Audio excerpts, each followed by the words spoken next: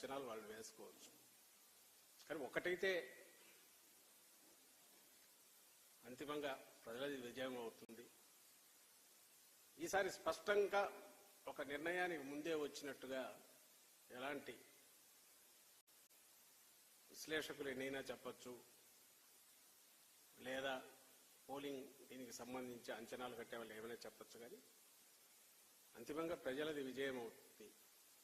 ప్రజాస్వామ్యం భారతదేశంలో ఎంత పటిష్టంగా ఉంది, మన రాష్ట్రంలో కూడా రాజకీయ చైతన్యం కానీ లేదా ఎన్నికల్లో ఓటు ద్వారా తమ నిర్ణయం ఖచ్చితంగా స్వేచ్ఛగా చెప్పే ప్రయత్నం అన్ని వర్గాల వాళ్ళు చేయడం, అన్ని వయసుల వాళ్ళు చేయడం, యువతతో దగ్గర మొదలుపెట్టే కొత్తగా ఫస్ట్ టైం ఓటర్స్ దగ్గర నుంచి పండు ముదుసలు నడవలేని వారైనా సరే వాళ్ళకి ఎవరు కావాలో ఏం కావాలో వచ్చారు, అక్కడ స్వేచ్ఛగా వేసి వెళ్ళారు.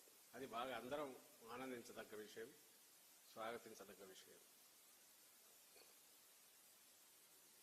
పోతే ప్రజల కోసం నిలబడిన వాళ్ళ కోసం ఎలా ప్రజలు కూడా నిలబడతారనేది ఒక పక్క కనపడుతుంటే, మరో పక్క దారుణమైన విషయం ఏమంటే ఇప్పటికే ప్రచారం దగ్గర నుంచే నిస్పృహలో కొట్టుకుపోతున్న తెలుగుదేశం పార్టీ పోలింగ్ రోజు వచ్చేసరికి దాని డెస్పరేషన్, ఆ నిస్పృహ, ఆ నైరాశ్యం ఎంత పరాకాష్ఠకు పోయినాయో, ఏ రకంగా తట్టుకోలేక రెచ్చిపోయాయో టీడీపీ కార్యకర్తలను పడే గూండాలు కానీ లేదా వాళ్ళకు అనుకూలంగా ఈరోజు పొత్తు వల్లనో దాని వల్ల పోలీస్ అధికారులు కానీ లేదా ఎన్నికల కమిషన్ అబ్జర్వర్ల పేరిట ఇక్కడికి వచ్చిన వాళ్ళు కానీ మనం ఈరోజు జరిగినంత ఏకపక్షంగా వాళ్ళ వైపు నుంచి జరిగిన దాడులు, హింసాకాండ రుజువు చేస్తుంది. ఆ డెస్పరేషన్ కనిపిస్తుంది అందులో. దాంతో నుంచి వచ్చి ఎట్లాగైనా సరే ఏదో ఒక రంగ పోలింగ్ని అడ్డుకోవాలనే దుస్సాహసం కూడా వాళ్ళ వైపు నుంచి కనపడుతోంది. దురదృష్టకరం ఏంటంటే ఇక్కడికి వచ్చిన అబ్జర్వర్ల పేరిట ముఖ్యంగా మాచర్ల పల్నాడు జిల్లా మీద అయితే ఆల్మోస్ట్ ఒక ఇనుప తెర చుట్టూ ఇది చేసినట్టే, బందికానాలో చేసినట్టే చేశారు. నిన్న మొన్నటి నుంచి మొదలైంది, ఈరోజు పరాకాష్ఠకు చేరింది. ఎన్ని చోట్ల దాడులకు తెగబడ్డారో పద్ద నుంచి చూస్తూనే ఉన్నారు.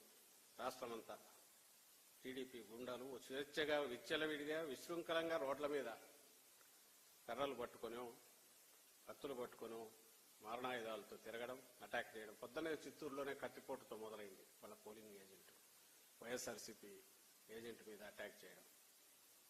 ఇంకా నర్సరావుపేటలో చూశారు, అక్కడ శాసనసభ్యుడు డాక్టర్ ఆయన నర్సింగ్ హోమ్ దగ్గర ఎట్లా విశృంఖలంగా రెచ్చిపోయి అన్ని ధ్వంసం చేసి ఇచ్చేశారు.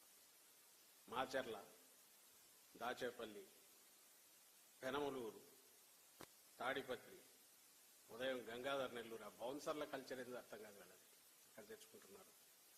అద్దంకి, పీలేరు, పొన్నూరు, ఆత్మకూరు, జగ్గయ్యపేట, సత్తెనపల్లి, ఇవన్నీ ఎటువంటి మా వైపు నుంచి ఎంత సంయమనంతో ఉన్నా. ఎందుకంటే మాకు ప్రశాంతంగా ఎన్నికలు జరగడం అనేది మాకు కావాలా. మహిళలు ఎవరైతే హింసను చూస్తే వెనక్కు తగ్గుతారో వాళ్ళు స్వేచ్ఛగా ఓటు వేయాలంటే ప్రశాంత వాతావరణం కావాలి మాకు. అందువల్ల మా వైపు నుంచి ఎంతో సంయమనంతో వ్యవహరించిన రెచ్చగొట్టే రకంగా అటువైపు నుంచి కంటిన్యూస్గా ఏదో ఒక రకంగా ఒక హింసాకాండ సృష్టించాలా, జనం భయపడాలా, ఓటింగ్కు దూరంగా పోవాలనే కుటీల దుష్ట పన్నాగంతో ఉదయం నుంచి ఎట్లా చేశారనేది అందరూ గమనిస్తూనే ఉన్నారు. టీవీలో చూస్తున్నారు, ప్రజలు గమనిస్తున్నారు.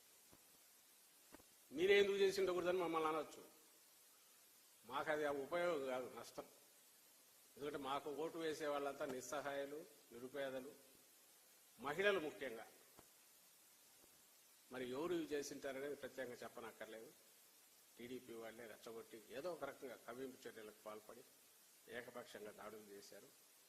అక్కడికి సంయమనంతో ఉన్నందువల్ల అధికారంలో ఉండి ప్రతిపక్షంలో కంటే అన్యాయమైన పరిస్థితిలో మేము ఈరోజు పోలీసు అధికారులు కూడా వాళ్ళతో కుమ్మక్కు కావడంతో బహుశా ఎన్నికల కమిషన్ నుంచి పేరుండో లేక ఆ పేరు చెప్పి ఒక అతను సస్పెండ్లో ఉన్న డీజీ క్యాడర్ అనుకుంటా ఏబీ వెంకటేశ్వరరావు ఏకంగా టీడీపీ ఆఫీసులో కూర్చొని